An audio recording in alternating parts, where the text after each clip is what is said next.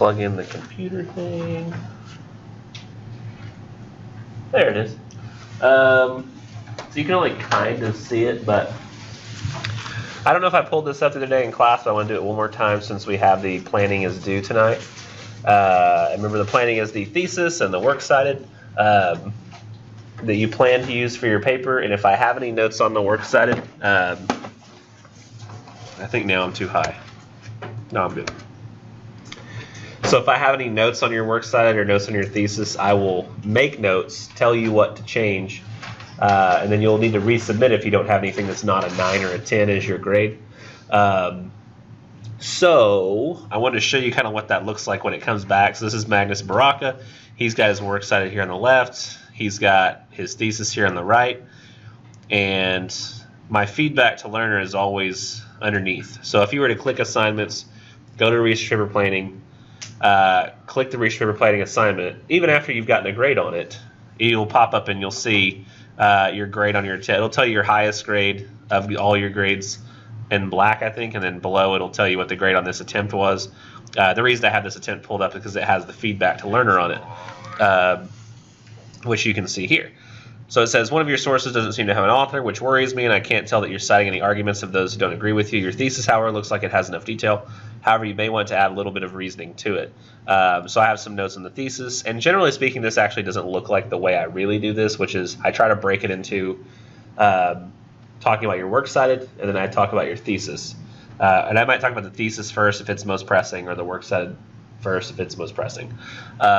Generally, it's 5 points for each. So works cited will be like worth 5, and I'll say stuff about it, and then the thesis will be worth 5. And so, like, if you're not making a claim that has to be supported, like if you're not taking a stand, like we talked about last time with your thesis, you're just saying, like, teen drug abuse is a problem.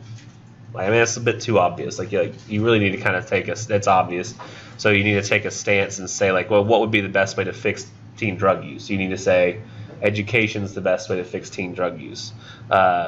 And hopefully you would have research that shows how beneficial education is to achieving that purpose.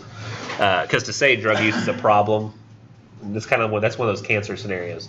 So I might have something big to say about that where I say, well, this isn't a thesis, it's just an obvious statement. So it's a 1 out of 5 points for your thesis. And I won't break it down like each by each, but if all you're missing is maybe a little bit of reasoning, like if you say education is the best way to fix teen drug use without saying why, I might give you like a 3 or 4 instead of 5, so that you'll hopefully realize you need to add a little bit more to that thesis. With the works cited, if they're all from the databases, different authors, different publications, got your document numbers in place, and I can tell where you got it from because you use the citations that are there, or the citation is as well formed when you've done it as it was when it came from the source itself. You'll get a 5 out of 5 for the works cited. Now, if you're missing sources, or you have some of the wrong sources, or I can tell you use viewpoint articles, or the authors are the same. Sometimes I've had every single article will have come from the African News Service, and that's first of all, that's news, not academic journals, and second of all, that's all the same publications, so that would get a huge point ding. So there might be some differences there. Now, there's one thing I do say here where I say I can't tell you're citing arguments with those who don't agree with you. I mean, that's just something I would say I can't tell, but to be honest, in many of the cases where you're searching for academic journals out there, you won't find articles that obviously agree with or disagree with you. They may sound neutral in tone from the beginning. Like they may just sound like they're presenting evidence that they have, not that they really have a case they're trying to make. So all of your articles may sound neutral toward the topic, yet give you evidence you can use to help prove what you're trying to prove. So when I was saying 4 that support and 1 that opposes, I just really meant you need to have 4 articles that provide information that you use to support the claim you're making. And hopefully from one of the articles, you'll be able to find information that contains at least what the opposing arguments are, so that you can clarify those for the reader. It doesn't mean that literally the whole article has to be against what you're trying to say. Because I had some issues with that the other day, and people were saying they couldn't find it. I was like, oh, I just didn't clarify that. Yes? So in one of the articles that I'm looking at, yeah, the author of the article actually puts both sides into it. Uh-huh. So would that count towards some of the opposing reasons? Yes. Now, is that author taking a stand at all on either side, or just presenting both sides' arguments? No, he took a stand. Whereas I'm doing it on childhood obesity, and he takes a stand of why we need to get intervention in schools early. Mm-hmm. But he also puts in there, like, people on the other side of the fence say that it's going to cost too much money, and it's going to take away from. A lot of schools are getting towards like the standardized testing, so it's going to take away time from that. So that count as he's putting both sides in his article. Yeah, it'd be terrible to take money away from standardized testing. It's terrible. I mean, how would kids take tests? But in terms of like your question, is that okay to have where he's presenting both sides even though he's clearly taking one? Yeah, you can find your negative information in an article that is overall positive to that idea. So, I mean, you can do it if the guy's just presenting the different arguments that exist out there without taking a stand. It's fine either way, as long as you're getting information about the opposing side's arguments from an article that actually presents them. That's what I'm really looking for. I just want to make sure you're not coming up with all the opposing arguments on your own without finding them anywhere. That's what I'm trying to make sure you don't do. Yes? So I noticed that you have the thesis in the paper and in the comments. Does it matter where we put it? Or? You're not required to do that. The one reason I have this is, let's say something goes wrong with the comments box or something goes wrong with the works cited. It's nice that this person has the thesis in both places, because that means that if for some reason the end of this document got cut off, or for some reason the comment box thing didn't go through, I've got the thesis in both places. And that's just, and it's also lets me save it somewhere on my computer rather than have like an entirely separate document file called thesis for me to keep track of it. Like, I don't know, it seems like a, huh? I don't have to have it, but I think the smartest people will go ahead and do that. Meaning, those who are being like the most responsible realize, you know what, I can have it saved in that document and then keep it there for myself and put it in the comment box where he wants it. Because it's like a two birds with one stone scenario. When is the next thing, the annotated whatever? That's going to be due next Thursday. And, right, I would suggest, well, I have a suggestion, but then I also have a caveat to that suggestion. My suggestion is not to work on the annotated bibliography until we've had a chance to talk about it in class, but I do have my PowerPoints on Blackboard that you could read ahead of time if you wanted to go ahead and get started. Or if you don't want to do that, but you still want to get started, you could go ahead and over the course of the weekend read your research and write little summaries of your research that are 150 to 200 words on your own. And I'll tell you what the other stuff is I want in addition to that next week. Because that's essentially what you're doing on the annotated bibliography, is reading your articles and providing summaries for them. And I've got a couple of extra guidelines for that, but I don't want to complicate it too much now. I think people know what summaries are and how to summarize things. So if you just read your articles, summarize them for yourself, that would probably be the best way to get started if you wanted to after you've done your planning. Now, if you don't like our thesis proposal, and like the people who you tell them to redo it, this assignment, then are they still due on Thursday, or do they get an extra day? Whenever you first submit the first thing to me, that's when I'm going to count as on time. So did I mention in this class the other day that if you're not sure about your thesis and you don't want to do all your research before you really know if your thesis will work, that I said you could submit just the thesis in the comment box and no works cited? Did I mention that? Mm-hmm. Okay. Yeah, so you can do that and just submit the thesis to me and the idea you have. And even if that was submitted at like 11:59 p.m., and that's all I got, was just a thesis, and it's probably not a very good one. that you plan to try and you want to see if it would work, that will count as an on time to help you with your achievements later. And then, of course, over the course of the weekend, I'll be grading those things periodically. And so you're going to be able to revise it multiple times throughout the weekend. They're so quick to grade that all the ones I had turned in from the Monday, Wednesday classes, which granted it wasn't as many as I was expecting would be turned in. They're probably all waiting for today since that's the Blackboard due date. I got every one of the ones graded last night that was turned in. Now, there were some essays that were turned in. There were revisions. I didn't grade those, but I graded every research paper planning that I had on there last night.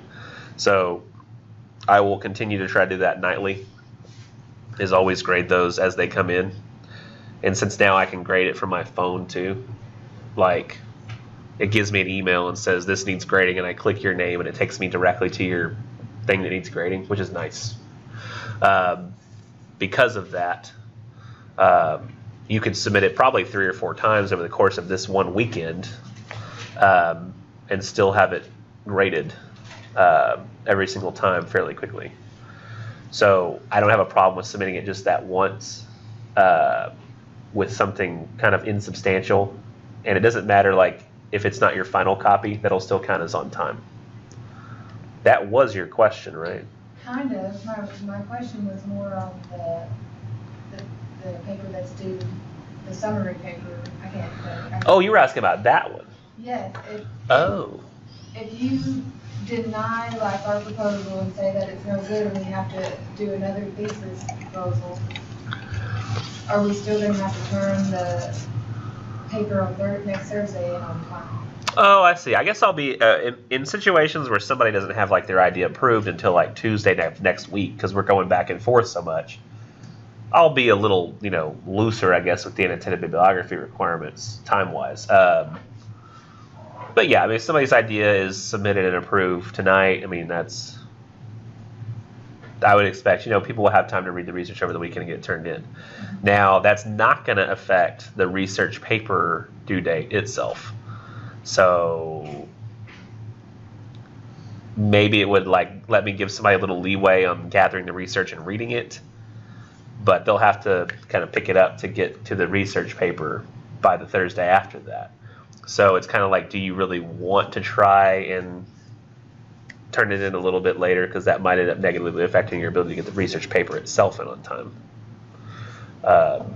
Should this do a week after? Does it do a week after the annotated thing? Yeah. 1 week after? But that's actually not that bad, because the thing that takes the longest on a research paper is honestly reading all the research. And so I've kind of made an assignment that forces you to do that before you have to turn in the paper. Because to make a logical argument and do all the research and have that be one step can be really daunting. So I've separated those steps, because when I had teachers in college that did that for me, though I hated having to do it. Like, don't get me wrong, I hated every time I had to do an annotated bibliography in school when I was there. It always made my paper easier to write. You ever had where you've done homework ahead of time on accident? Like you had the due date wrong? And you get to class and everybody's like, oh my gosh, I'm freaking out about the essay. And you're like, I'm fine. And you're like putting your hands behind your head and relaxing, like, I got that crap done like yesterday. Maybe you're not saying it because you don't want them to hate you. But you feel a little more at ease. And so like there's something about like when you start writing the research paper and it's like 3 hours before it's due, and you're like, I've read all this research. Like I know what I can say, and I've already like highlighted the things I wanted to highlight to remember things and who I can use where. I've already thought about that. So this is really convenient. But you don't really feel that convenience until after you've done it once, and then you go, oh, okay, well, the research paper is not so bad. So yes, still do a week after the annotated bibliography. But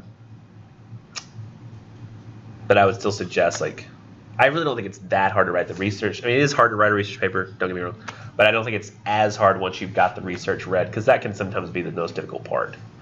The most time-consuming, but for me, the writing part of it is the most difficult part. Like, the research and the stuff is fine. Yeah. Writing it, I'm a slow writer. Like, my other essays took me like 4 or 5 hours to write one. That's why I think that the summaries will help, because when you're summarizing all the articles and you're thinking, okay, I need to go back and like find what I need to use in my paper to help me make the argument that I want to make, you'll go like, okay, where do I look for this? And you'll probably in most cases end up going and looking at your annotated bibliography and seeing what you wrote. And so you've kind of got a little resource to go to start building your argument by just going back to your annotated bibliography. I've noticed a lot of students, and some people, I'm not saying this will make a good paper, but some people take, because they need something to turn in on the research paper, they're like, oh crap, I have nothing. They called me into work. It's 11:30, I just got home. I got to turn something in. And they'll copy paste all their summaries from the annotated bibliography into a document, and they'll write a fake little introduction and conclusion real quick with their thesis in there, and they'll submit that to me. And I'm like, it looks like you literally just copy pasted it, because it tells me, it says like this person plagiarized from this paper, and it's them, but like it's the last assignment they turned in. And so I'm like, okay, it looks like you literally just copy pasted your annotated bibliography in here, and it's not good, but I see you're just trying to get something in on time. So some people like quite literally use those 5 paragraphs they've written over research. And then you can have more time to revise. Yeah, then you would have more time to revise. That's a good idea. Can work. However, I will caution, like a lot of those people, they turn that in and they're like, got something on time. And then I get the grade back like a week later, because it takes me a long time to grade research papers. And I'm like, I can tell you just use your summary paragraphs, and it doesn't work very good at all. So here's a 20. And they're like, ah! And like now they've got to get it done in like a week, and like they're freaking out.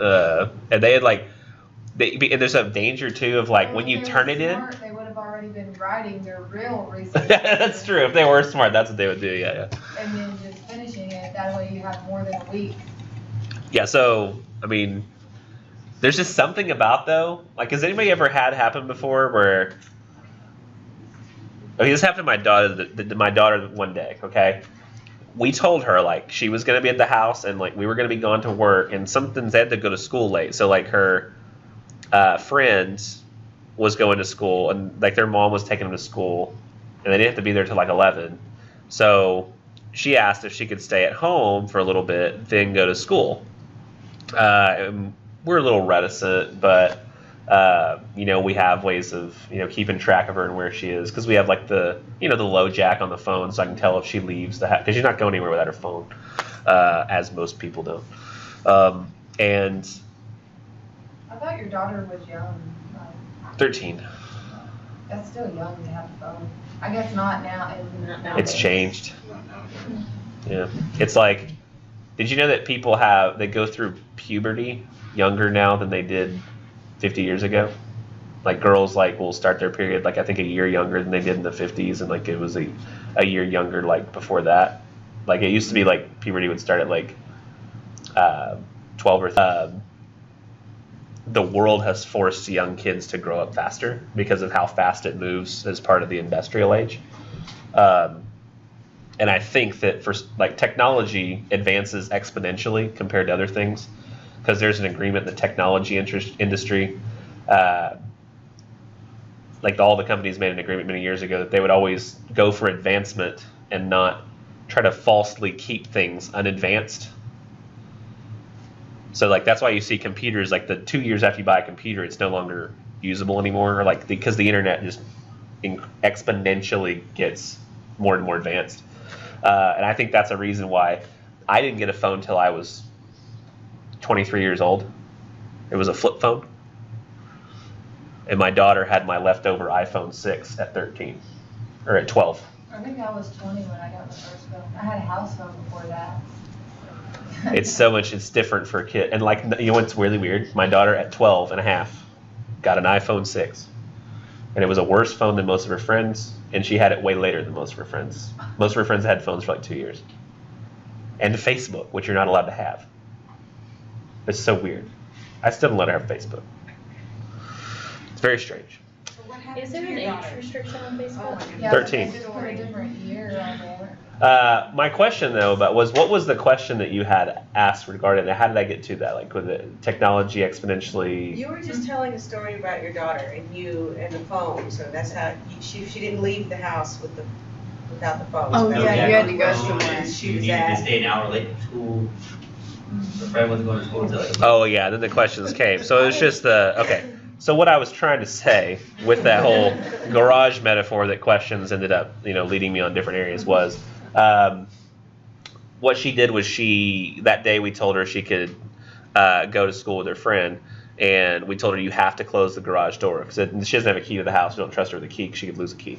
But she has the code to the garage. She has to get in. So she left the house, and they said, "We don't see your lunchbox." And she goes, and she had already closed the garage. She goes, "Oh crap." So she ran back in the house, put the code in, went inside, ran back out, and then never closed the garage again because she had closed the garage already in her mind. She'd already gone through that motion. It felt like it was completed. So it never occurred to her to have to do it again, which I feel the same way about if you were to submit a research paper that's a placeholder just so that you can get something in on time. Once you've submitted the placeholder, it'll feel like you've submitted the research paper, and your brain won't want to refocus and like, oh gosh, I have to get this thing in, because you'll feel like you've already done it, even if you haven't. And that's the danger there. So that's why I think it's not a stupid idea, but not a great idea. What was it you said, Grace? You said it was a not great idea or a terrible idea or something like that. That's probably what's not the best idea, is because you'll end up feeling like you finished and you haven't. Yes? I've got 2 questions. I only remember one right now. I can only answer one. When you're citing a page and the information that you're citing has already been cited from another document, Uh-huh. do you just cite it like normal? What you do is you will put in parentheses where you would normally put the author's name, like Johnson, and you found, oh crap, somebody has quoted something from, or Johnson quoted something from somebody else, and that's what I want to quote, because I can't find that article. It's not in our databases, but the quote that's being used is really useful. So what you'll do is, and there's an example of this in the sample paper, and that's one of the reasons that I provided it. You just might not have known what it is. I can pull it up real fast and show you. I'm not going to go through the normal channels you would on Blackboard, but I'll show you real quick.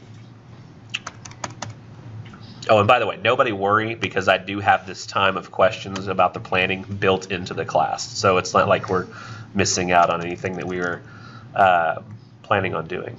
In fact, I've got about 10 more minutes of questions built in if we need it.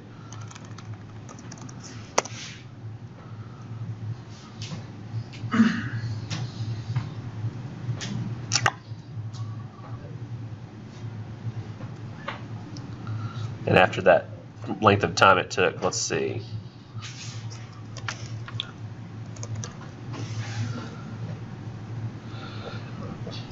Are you pulling up their actual writing, or their one of their articles that they have? This right here is the sample paper that y'all all have on Blackboard, available to you under research paper planning. So here he's saying, he's paraphrasing, or no, he's got a quote, fairly long quote here. The When Convening Workshops quote, and he has its end right there. And he says it's quoted in the article called Making. Now, normally you'd have an author's last name, but that article had no author. So it's just the first word of the title that he used. And the QTD stands for quoted in. Or this in is what stands for in, but the QTD is quoted. In other words, this is a quote that's quoted in the article Making, but it's not from that author who wrote Making. So that's how you would do it, is QTD in, and just add it to your normal citation. So this does require you to use a parenthetical citation in order to properly attribute Can you that. add that to the beginning of it? The end. So this is after the quote. The quote's here. No, I mean, on the works cited page, do you have to put that parentheses in the QTD? No. On the works cited page, you only have to have the original article citation itself. So here it is, Making a Path to Death with Dignity. You don't have to put the fact that you've quoted anything from it. You just cite the source like regular, but then up here, you just say, this idea was quoted in this other article. If we go to the academic search complete thing, Do we have a Gale number on those documents? It's not a Gale number, it's an accession number, and there's two possibilities for it. So I can get there real quick. Oh, no, it did that thing again where sometimes it gets my typing out of order. I know it sounds weird, but I know I'm 100% sure that there are times when my computer rearranges the order in which I type letters. And I don't know why, but I've noticed it happens in Windows 7 or Asus computers. I haven't figured out which one it does. Are you sure you're just not like I'm sure. It's happened to me a lot. It's whenever the computer gets a little lag in a browser window. Let's say we do artificial intelligence. And I find an article here. Now, if you have an article like this, let's say we go here. The citation, in this case, this article has a DOI number. So you don't have to make any Gale number modification like you would on the other. Can you see this text right here? Is it clear enough? Mm-hmm. At the end here, it has no web address, and it has a DOI number. Now, that's what MLA 8th edition prefers, is a digital object identifier, which is the DOI number. In this case, you would have to make 0 changes to this citation, because not only that, but the article title is in alternating capitals, which is what you want. The journal itself is italicized as you want. Everything else appears properly. But in many cases, you're not going to find an article that has a DOI number, and I can go find one. If all of yours do, that's really lucky. But in this particular case, you'll have to make a few changes to the citation, because the author on this article is Cheshire, and it's for some reason in all caps. You'll have to change that, because the author's name should not be in all caps. The title's right, the italicizing's right, all that, the page number's right. EBSCOhost. Now you will need to, as I've said, cut it off to the first slash. So you need to cut off this web address, because remember, I want a document number. When you provide a document number, or I just personally don't like the long web address. Okay, so on this one, where would you get the number from? Right here, you would cut this off and then get rid of the slash as well, honestly, and leave the period. So it's going to be search.ebscohost.com, period, because now I know that you got it from the Academic Search Complete database, because I'm just familiar enough with that to know. And you'll go to how do I get back to the detailed record? Crap. Close. There we go. You scroll down, and you take this number, and you put the letters AN in front of it with a space. So it's AN space, and then this accession number, and then a period. I think it was in there. Yeah. The accession number? Yeah, it was in Go back. in part of what you cut out. Yeah, part of what you. Oh, the web address? Yes. And that last row It is it right there. Yeah, I don't want that. It's not the same number? It's the same number. I just don't want it like that. I want you to do it like this. So here's the way I want it. On the sample paper, it has it the way. In fact, I'm actually getting a little more liberal, so that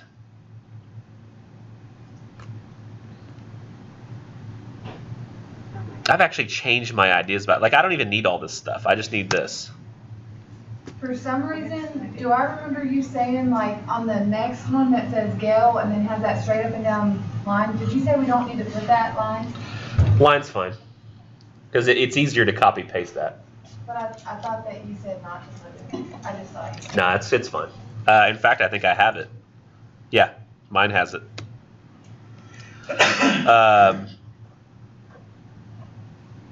I may go ahead and update this for the future. Copy and paste, just let y'all know, I already did.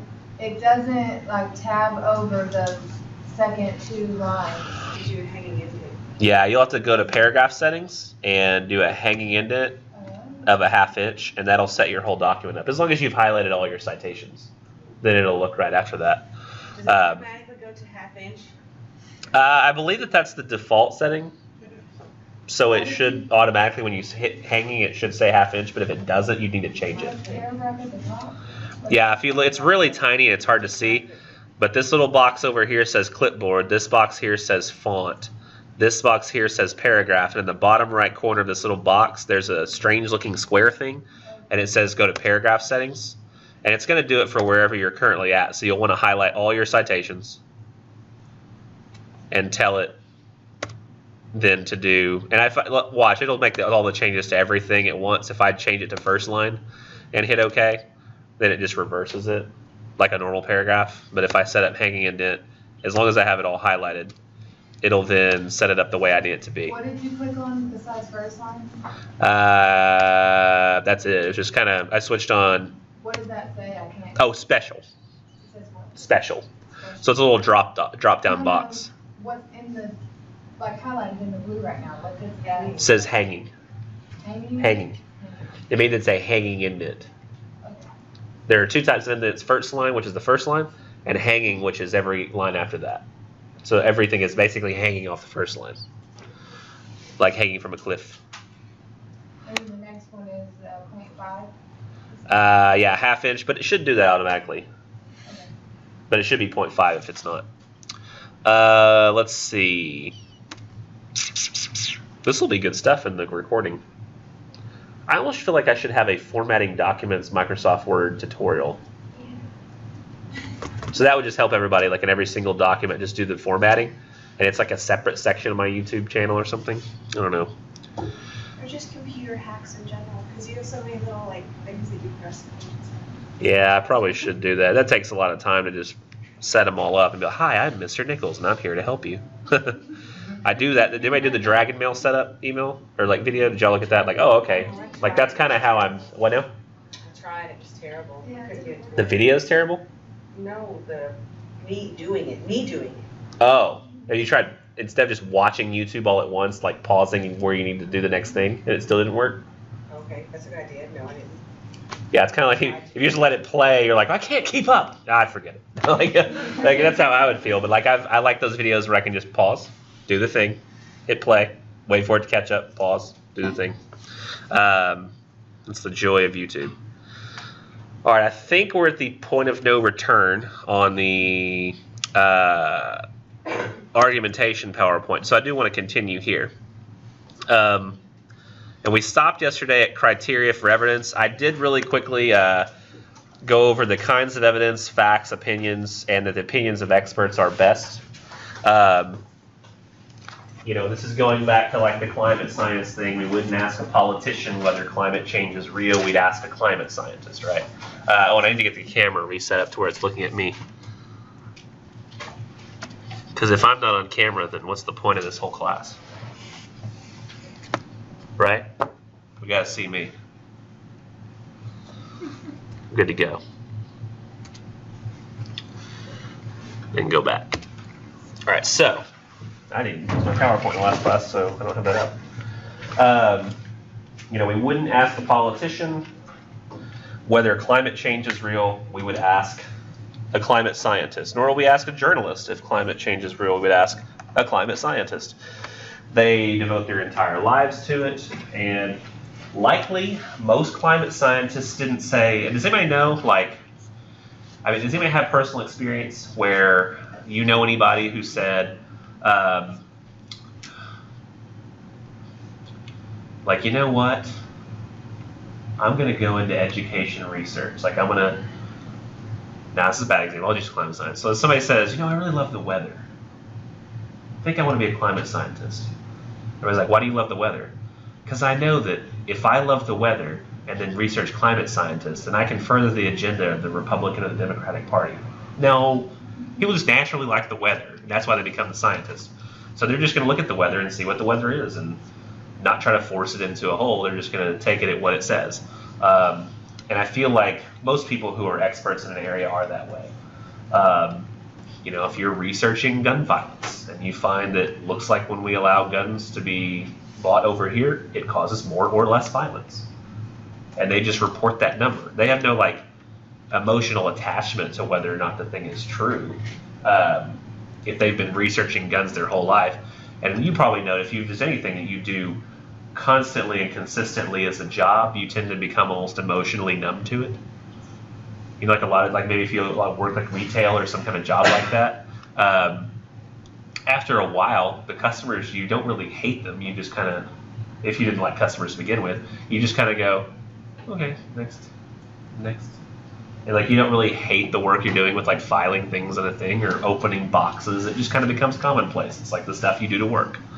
And I imagine that becomes the same way to climate scientists. They're gathering numbers and like, they're really there for the weather because that's what they love. But when they're having to crunch numbers, they're just crunching them because that's their job. And so they're experts in what they do and they've done it a lot. So they're the ones to trust. So try to find the opinions of experts. That's what you should do. It's why we don't go to news sources. We go to academic journals, and why we go to scholarly peer-reviewed instead of just regular academic journals, because those are the people who are experts who have been checked out by a panel of other experts who are even more of experts. So they're not letting anything by them unless it's really good. Once you've found these expert opinions, then you have to think, is my stuff from them relevant, representative, typical, and sufficient? Now, what do those words mean? This is what you should check your evidence for. And this is talking about criteria for evidence for your whole paper. You should check and make sure it fulfills these ideas. So if it's relevant, like it should directly support your thesis, not deal in side issues that don't matter. So a couple of minutes ago when I was talking about the metaphor for how we could forget that we haven't submitted our whole paper, and I was talking about my daughter forgetting when she left the garage to close it, that was relevant. When I started talking about the nature of the exponential increase of technology, that was not relevant. I went on a tangent. So if I was writing that into an essay, I probably would have docked myself some points and said, remove this whole section about the extra story about children having cell phones and when girls go through puberty now. So like it didn't really relate. So be the same way in your paper. Realize when things don't relate, when they're not relevant, and when it's just something you want to include because you want to. Now with representative, it should represent the largest possible subsection of data, not just give one or two opinions and pretend that they represent the whole of thought on the subject. So one of the examples that people will use sometimes is there was somebody published one time that 50% of women in, I think it was some city, I can't really see, so I'm just going to say Boston. 50% of women in Boston who tried to become firefighters failed the firefighting test. And like, my gosh, that's pretty bad, right? At that time, 2 women had taken the test. That's not representative of all women's performance. That's just the 2 women who had done it at that point, because it had just been something that the women were able to do, like allowed to do for some reason, at whatever year that was. So that's not a representative sample of what all women would do, nor in that particular case is it necessarily typical. Typical means, is this something that would occur in all situations the same way? Like if I'm looking at how many times there are drunk driving accidents in a particular area, I'm not going to look at all of my data for January 31st or December 31st to January 31st in the evening, because that's New Year's Eve, and you're going to have a lot more drunk driving accidents when people are celebrating at midnight with alcohol the new year. Isn't that ironic? I bet a lot of people die celebrating the fact that we've got a new year. Isn't that weird? It's horrible. But that's not going to be a typical result for how many people are drunk driving usually. That's just going to be that particular case. So it's not typical. It's probably not even representative. Sufficient as well. So even if you have something that's representative and typical, you want it to also be sufficient. You should have enough evidence to support your thesis. 1 or 2 ideas won't verify the whole of a debatable thesis. And in general, over time, this is how we get good research. Is somebody will say, do a psychological study, and they'll check it out and see if it works. And it does work, and they had a large sample, and it seemed like it got rid of all kinds of variables. So it works. However, somebody else needs to then try to replicate that study to make sure that it still works. Have y'all noticed that a lot of the larger studies have y'all read about this, but a lot of the really big studies in psychology over the past 50 to 100 years, there's been a group that's been dedicating themselves to recreating these studies. They're not getting the same results. I believe there are experiments like the Milgram experiment, which is the one that asked people, would you electrocute a stranger? Like they said, they had that whole teacher scenario set up, and they found that lots of people would end up fully electrocuting like somebody who was pleading not to be electrocuted just because somebody in authority told them to. And another country recently tried to replicate that, and they did. Like, it still checks out. But there's a lot of psychological studies that aren't checking out when they redo them. That there was some aspect of that study at the time when it was done that's not being able to be replicated now. And it could be that people are different. It could just be that we've changed. It could be something else. So you've got to have enough sets of evidence that say the same thing, or that are agreeing along the same lines, so that you have a sufficient amount of evidence, despite it also being representative and typical. I think I mentioned this at the beginning of the semester, but I want to mention it one more time. One of the best examples I have of this, and I'm sorry, I think I'm talking fast. Am I talking really fast today? I feel like I am. Am I still be able to, can you still understand me? I feel like I'd sound like one of those podcasts that you're putting it on double time. You know? You hit the 2 times button, and you hear the person going, like a micro machine car guy. But this girl wrote a research paper one time on homeschooling. And, because I'm a public school teacher, and because of the experiences I've had with people who were homeschooled who went to my church, I'm naturally more interested in the topic of homeschooling as a paper, because I've seen it mess up a lot of people's lives because they were really smart, did a lot of work, and I would say this with a caveat here in a second. Most people who've gone to my church can't get jobs because the social problems that they have as a result of not having been around people because their parents didn't do the whole peer group thing or whatever they call it. They never had to talk to people and they never learned how to act around people. They can't get jobs now because every time they get to the interview, even though they're very qualified, they can't pass the interview. So they're still living at home. However, I will say that in any given semester, my best students I have came from a homeschool background, the ones who have the highest scores and everything. So my brain is trying to reconcile this, so I'm naturally more into the homeschool papers. So when I got a person who said that if you went to homeschool, you're 15% more likely to move on from your freshman to sophomore year in college, I was very intrigued. I was like, really, how'd they come up with this? And so I went to her works cited page and looked, and when I got there, I was very disappointed. Because I found that of her 5 articles, and this is why I eventually made those guidelines, of her 5 articles, because everybody remembers the research balance checklist, right? Mm-hmm. Don't forget that when you're doing your research. Of those 5 articles, 3 were written by the same guy. 4th was one that supported her, but this guy was only talking about the studies that this other guy had done. And the 5th article was like an editorial written by somebody who it was really rude and basically a moron wrote this article. And so they were doing kind of the straw man thing where they were punching a child, the equivalent of in their paper. So I was like, But with that person who had done the only study that was being talked about in the paper, the person did not have a background in education, did not have a degree in education. He had his degree from a theological seminary. I don't know what his concentration was. I can't remember. So he didn't have any experience in education, but he did a study of a Catholic liberal arts college in Massachusetts that had 2,000 students.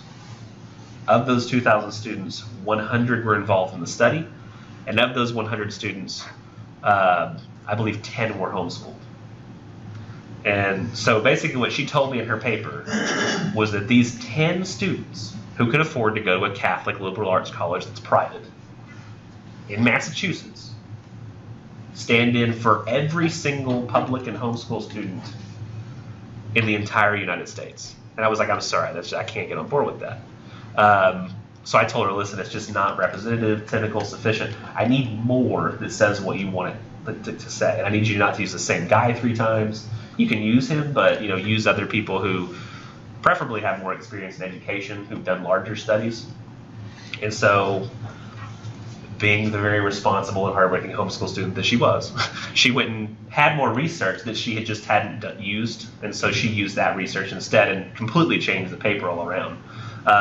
And what she wrote this time included 5 different authors from 5 different publications.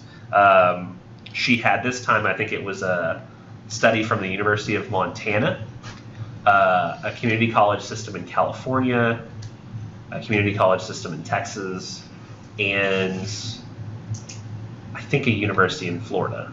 And all of those were public. So she had a private university in Massachusetts, or college really, because that was a giant 2,000 students. But both of those community college systems in California and San Antonio had tons of students. The University of Montana was modest, but the University of Florida system was also very large. And this time she had to modify her thesis, and she was a bit disappointed because she said they were only like 3.5% to 4% more likely to go on from their freshman to sophomore year. And when she told me that before submitting, like just to check and see if that still worked, I was like, oh wow, that's really impressive. And she was like, but that's not nearly as impressive as the 15%. And I said, no, but it matters more. Like it's a smaller number, but it's a smaller number that's more significant. You know, because anytime you have like, it's a broader spectrum, like I know that this is repeatable for lots of people. So you might actually be 4% more likely to move on from freshman to sophomore year of college if you start in a homeschool background. So that might be something to think about when deciding whether to homeschool your kid. But with the 15%, with only 10 kids, I mean, you could have gone to another school with, you know, a different private liberal arts college and found that you're 4% less or 15% less likely, just depending on the group of 10 kids. So to me, that number meant a lot more. So you really want to try to make your research do what she was able to make her research do, which is to give a broad spectrum and to cover all the possibilities, not leaving anything insufficient or irrepresentative or atypical. I was wondering if I could come up with the opposites of all those words, and I did. Okay. Now, when you're documenting evidence, we've already had the MLA discussion, so you could always go back to the MLA PowerPoint. It gave the different types of ways to cite different common articles for this class. It also had how to do the internal citation and some tips for documenting evidence, which I won't go over here. But if you need a refresher, you can go there, look at the in-text citation stuff, works cited page, and the PowerPoint, and also the writer's reference. And just make sure you don't copy ideas without referencing the true source. That's plagiarism. Make sure you give credit where credit's due. That's true if you paraphrase or quote something directly in its exact words. You need to give credit to that idea. If somebody else came up with that idea, you're using it, you need to say where you got it. It's very important. Now, in your paper, once we get there, this is something you should keep in mind as you do research as well. In the ways that you deal with your opposition, and this is a way to help secure your ethos more, don't ignore arguments against your position. You must directly address obvious and sometimes even not so obvious objections in your essay.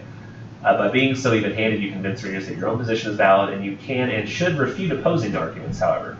Address an objection to your argument in some fashion. Don't passively leave it as an obvious and unsightly negative to your position that you don't attempt to swell. So you've got to say something. You have to mention, and I know this sounds weird, but you need to, in your paper, mention what the opposition has to say about your argument, or would have to say, in cases where you can't find any research that shows that particular side of the argument. But rather than just leave it there, you need to refute that opposition. So if I was to say, we need to provide a free education in the form of grants to all public first-year higher education students, what's the number one thing people are going to mention as a problem with that idea of offering a free education to all first-year higher education students? It's expensive, really freaking expensive. So I can't just write a paper, or I'm not going to talk about the money. I've got to at least mention it. Nor do I want to say, this is going to be a great program, everybody needs it, but it's really expensive. No way around that. It's going to take your tax money. Sorry. But education's important, right? You're going to have to counter it in some way. So, for example, I don't know if this is true, I'm just saying something. But if you say, yes, this is going to be, many readers, many familiar with this argument might know the exorbitant cost associated with such a venture. However, if you can find research that says this, that's great. If not, you'll just have to kind of wing it. The losses to the economy over time with an educated populace far outweigh the costs associated with providing the free education now. Additionally, crime would go up if education rates dropped. It's important to maintain our current level and perhaps even provide more people with an education so that we can provide a safe society and actually a greater economy in the future. It's a little bit now for something later. Does anything that I just said actually work? I don't know. I haven't researched it. But it sounds like, it at least made it sound like that's going to cost a lot, go from to, it'll help us in the long run. Now, people still, of course, want to do what's good for them right now, not what's good for them later. So, I mean, it still probably wouldn't convince everybody, but it's at least not leaving that opposing argument just sitting there. It's trying to refute it. You kind of need to do like judo. Y'all familiar with judo? We heard of that? There's karate where you're like kicking and punching somebody. But the sport of judo is just when somebody punches at you, you take their momentum and you use that to attack them passively. So if they come at you with a punch, you grab their arm and like use your hip to throw them over you without actually punching or kicking them. So every single time that you're doing a move, they're doing a move at you, your only move is to counter theirs and never to actually fight back. You kind of need to do a little bit of written judo when it comes to the opposing argument. You're going to try to take that thing in and not really attack them, but show that actually what they're saying is not as bad as they were saying it. And it actually, in some cases, if you can make it work, works more for you than it does for them. Yeah, speaking of cost, it will cost way more later if crime goes up and we don't have an educated populace and skilled labor to run this economy. Which I'd really like to tell the daggum administration right now. 3 billion cuts to federal education budget by the end of the year. That's going to help. Their test scores are bad. So what are we going to do? Shut down the schools? Stupid. I'm sorry, misinformed. Let's see. One way to help you decide how to handle the opposition is to write down every single argument you could think of that would go against your thesis. Then address these issues in your own way, finding a way to lessen their strength against you. I really think it's very important to, when you're listing the ideas, the points you're going to prove in your paper, the little, kind of when you're outlining your paper and saying, here's my first point, my second point, my third point, my fourth point, you need to think, what would the person say who's going to disagree with me at every turn? What's their argument going to be against me? What is that angry guy going to throw at me that says, no, that's stupid because of this? I need to know what that person's going to say. So you need to have like a list where you're also writing down all the arguments against you, which can be hard, but still very important. And now don't try to use a straw man fallacy. That's where you try to make the opposing side look weaker than it really is. The example I always use for this is once upon a time I was a substitute teacher in Quinlan ISD. And there was all these classes they had us do where usually it was show this movie, which I loved because I was in grad school at the time and I could work on homework while they all watched Romeo and Juliet in their English class. And sometimes they have me give out an assignment and they'd have to do the assignment, and I hated that because it's like, do this assignment, and they're like, there's really nothing you can do to them. And then just be like, I'm serious. But one day I had a debate teacher, for whatever reason, I showed a movie in all of her theater classes, but she had one section of debate, and she said, judge this debate. I was like, how am I supposed to, I don't know any training in it. Like, how would, now me, I had taken high school debate and done cross-examination debate for 2 years. She couldn't have known that. So I figured, hey, I'll go ahead and grade it. I'll do the best I can. This old quiet kid, he gets up there and he says, so first of all, I want to talk about how, and he, gives his points. And I thought they were pretty good points. He's very quiet, but they were really good points. Then the girl who comes up to the debate against him comes up there and she goes, okay, first of all, what was he even saying? That was so stupid. And proceeded to, tear him a new one by saying almost nothing the whole time. Like she said, he's talking about, cost, what really costs a lot, And I was just like, no, I don't. You need to explain to me what you're talking about. So she was acting like what he was saying was weaker than it was by just assuming that what he was saying was wrong and not actually showing how. That's the strawman fallacy. And I actually gave the debate to that kid, and apparently they were pretty pissed about it because they were like, no, she won. No, she was loud. The loudest is not the winner. That's not how that works. And so it's also important as a result to be Rogerian. That's a word from the book that means to treat the opposing side as a colleague, not an enemy. Shoot, I think much of what we do these days would be solved if we just did that. Just having the mindset when writing can cause you to be kinder to the opposing argument while still asserting the validity of your own thesis. And I think that's what works so well amongst people like, say, climate scientists and the experts there. They're thinking, we are all in climate science. We just want to figure out what the truth is. Whereas other people in politics have political motivations. The Republicans are like, we don't want climate change to be a real thing because that means companies can't do whatever they want, which means businesses and the middle class business owners are going to have more regulation, which stunts the economy. So we don't want that. On the same ticket over here, you have, the Democrats. They're basically believing in climate change because it's an opposing thing to the Republicans. I don't even think half of them really even care.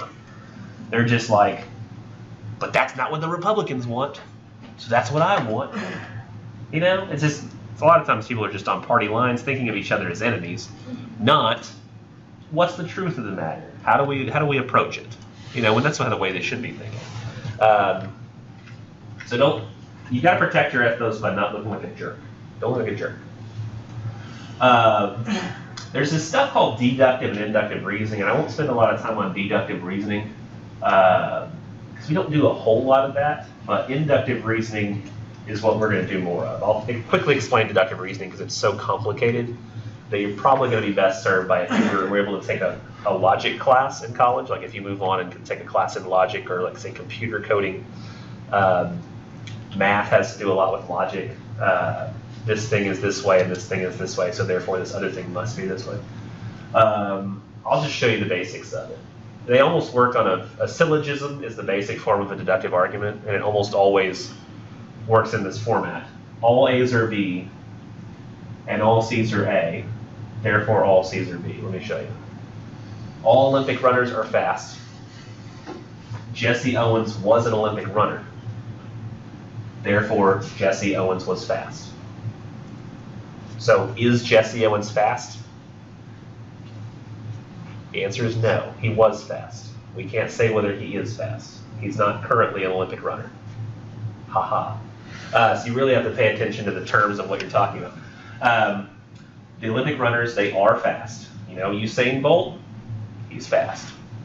Usain Bolt is currently an Olympic runner. So is Usain Bolt fast?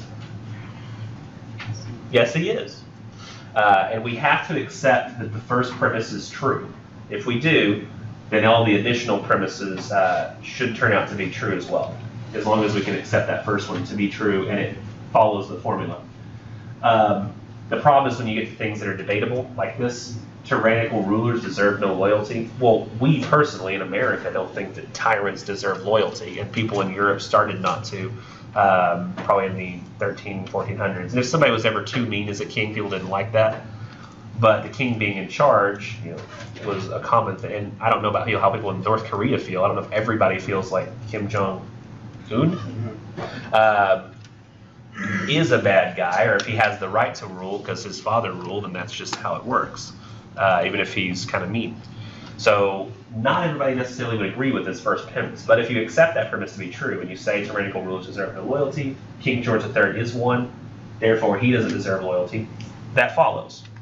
You just have to be able to accept the premise is true. The problem is when you don't follow the formula. So if I say all dogs are animals, all cats are animals, therefore all dogs are cats, that doesn't follow the formula, right? Because I said, if all A's are B and all C's are A, then all C's are B. But this says if all A's are B and all C's are B, therefore all C's are A's, which makes no sense.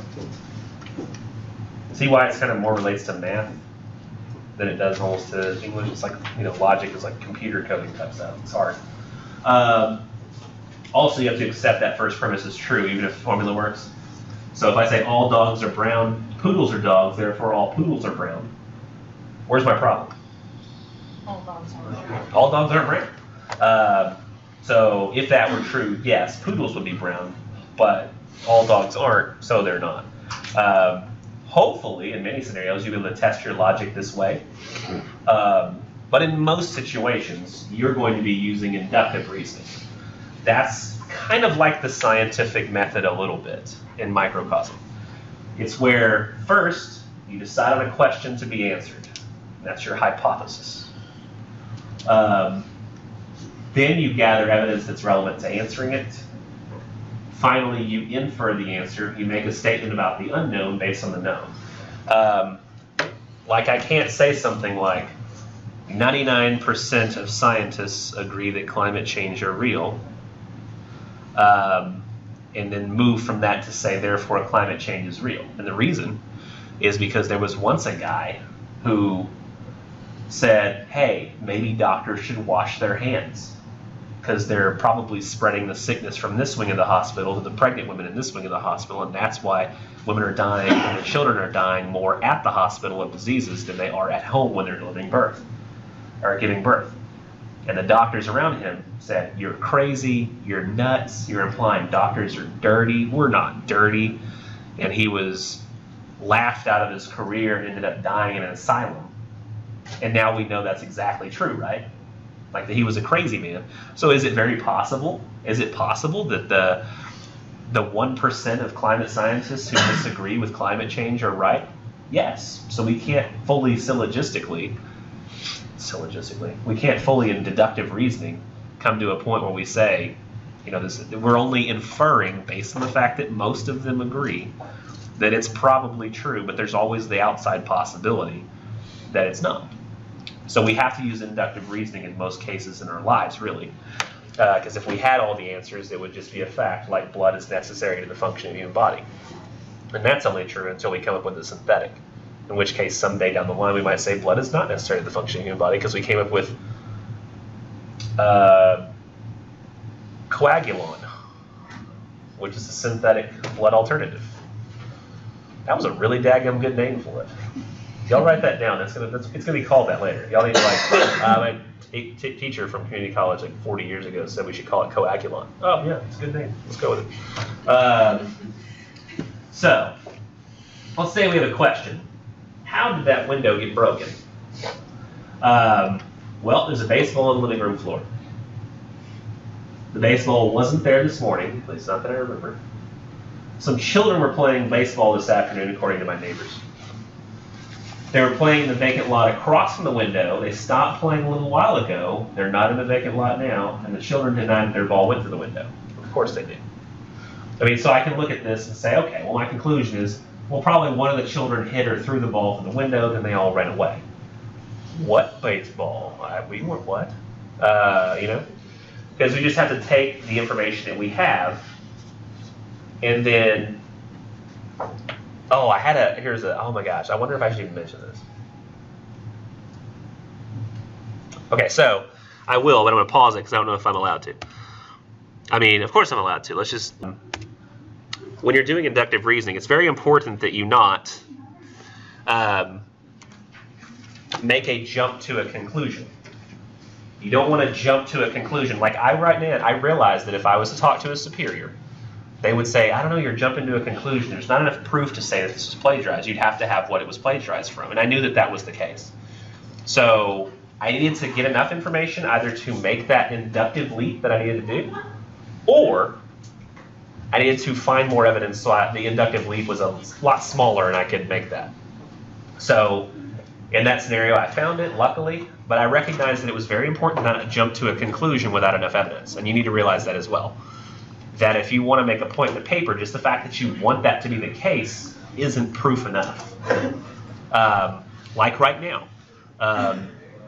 There are a lot of people who are, well, first of all, a lot of people who are pissed off about Hillary and what she did aren't at all pissed off about the possibility of the Russia collusion on the Trump campaign.